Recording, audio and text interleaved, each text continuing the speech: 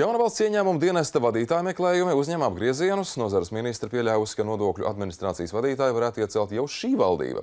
Un, lai pārunātu gan vidi, gan kontrolas dienesta pakļautības nākotni un to, kā risināt situāciju ar sociālās aprūpes darbinieku algām, esam uz interviju aicinājuši ministru prezidentu Māri Kučinski. Labrīt! Labrīt! Vispirms gan vēlos pavaicāt arī par pāvesta Franciska vizīti. Vakar tas bija ļoti liels notikums Latvijā, arī Baltijā šobrīd joprojām. Kāds jūsu izpratnē, skatoties no premjera pozīcijas, bija svarīgākais vēstījums, ko mēs Latvija kā valsts saņēmām? Jebkur pasaulē pāvesta vizīte ir liels notikums, un tas, ka mēs šobrīd pēc 25 gadiem esam tā vieta, kur pāvests, ar kur satīkās ar cilvēkiem, un tas bija arī tāds zināms pozitīvs vēstījums Latvijas valstī, ko mēs varbūt šādi tādi paši neredzam, nokaujoties ar ikdienas rutīnām un materiālām lietām, bet paskatīties tā globāli uz Latviju, uz to, cik mēs tomēr esam saglabājuši gan savas garīgās vērtības, gan izejot cauri visām krīzēm, visām Latvijas pastāvēšanas vēsturā esošajām traģēdijām, tomēr teiciens var pārvērtuši to dziesmā un dejā. Katrā ziņā tas bija ārkārtīgi pozitīva diena. Es domāju, pilnīgi visiem neatkarīgi, vai tie bija ticīgie vai mazāk ticīgie, bet visi, kas bija tuvumā, tomēr varēja šai dienā padomāt mazliet globālākā mērogā, ne tikai ikdienas steigā. Ikdienas pāvērs riteņi. Droši vien valsts 100 gadus kontekstā šis pozitīvais atgādinājums arī būtiska ceļamaize turpmākajiem. Valsts ieņēmuma dienests un tā vadītāja amatam ir pieteikušies 24 kandidāti, 3 atlases kārtas, kā esam vēstījuši sagaidāmas. Cik daudz ir zināms par konkursu tālāko norisi? Cik tas strauji virzīsies? Vajadzētu šodien jau būt atšķirotam pēc iesniegtajiem dokumentiem atbilstību. 23 bija iesnieguši, cik tur atbilst, un tad ir 2 sarunu kārtas. Komisija ir pastiprināta, ja tā varētu teikt, no 2 aspektiem. Ja pagājušreiz bija dažādas diskusijas, vai pietiekoši tika izskatīta drošības dienesta pietiekoši izskatīta, tad šoreiz tas notiks daudz rūpīgāk. Otrs, komisija papildināta ar darba devēju pārstāvjiem, cienījumiem cilvēkiem, lai būtu lielāks, domāju, lielāks noteikti izredzes, kā arī to kandidātu arī komisija izvirzīs. Ja komisija un vienbalsīgi vienojas par kādu kandidātu, un viņš ir spēcīgs un netiek apšaubīts jebkurā gadījumā, tad es neredzu arī šķērs, lai to nevarētu apstiprināt arī šī valdība. Tas bija tas jautājums, vai tas ir labākais vai laiks, vai tas ir lielā mērā vienalga? Valsts ieņēmuma dienests nav un nevar būt un nevajag būt politiskai figūrai. Tāpēc, kā jau es saku, ja komisija būs vienojusies un komisija nav politiska, ja cilvēks ir atbilstošs, tad viņš vienkārši ir jāapstiprina.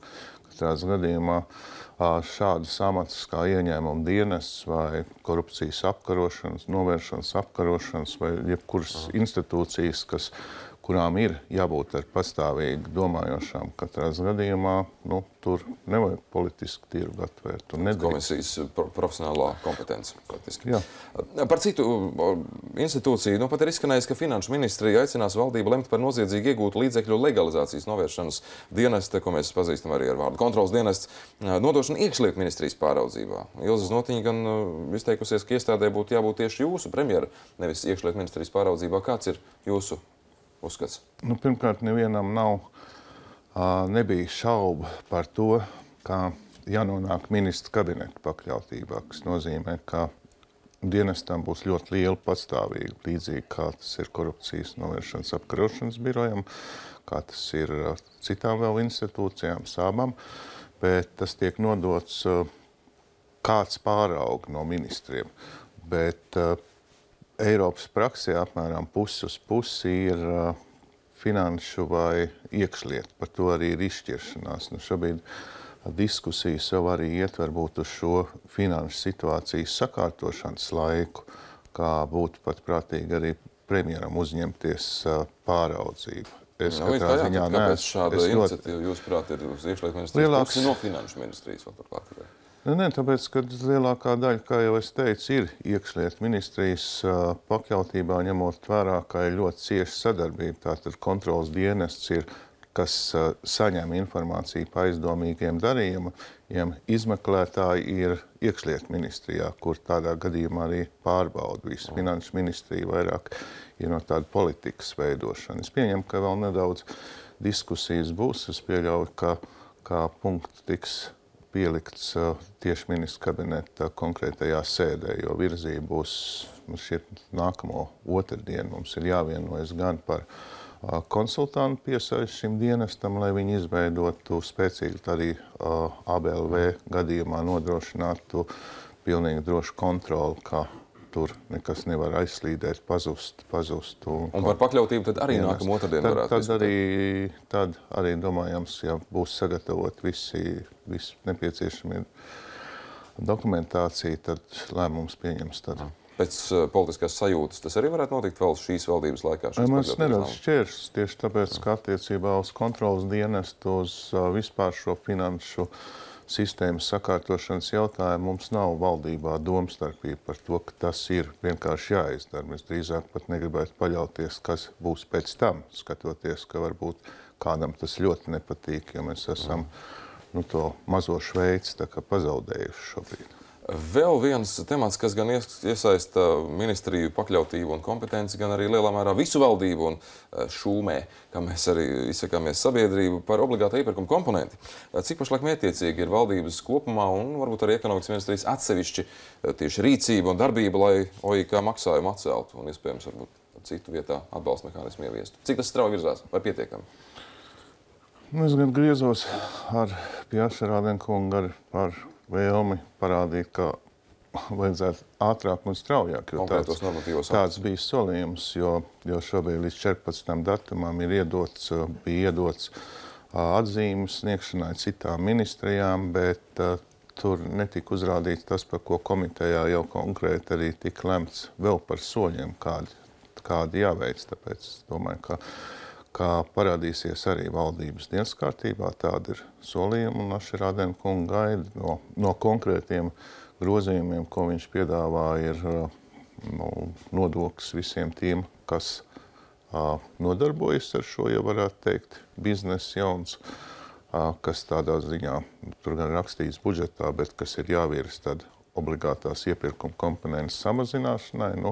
Tas, kas šobrīd nebija redzams, tad arī vēl pastiprināt pasākumu kontrolas mehānisma augstākam. Cik strauji jūs to konkrētību gribētu dzirdēt no ekonomikas ministrijas? Cik laika vēl? Vismaz ar konkrētiem likumiem. Ja es labi saprotu, ka izstrādāt likuma grozījumus vai kaut ko nevar izdarīt nedēļas 2 laikā, tad ir jābūt tādam skaidram pasākumu plānam, lai pēc tam varētu galvenokārt jau uzņēmēji, kas gaida šo samazinājumu, cilvēki, kas gaida, lai varētu arī tad kontrolēt, vai tie soļi tiek izpildīti.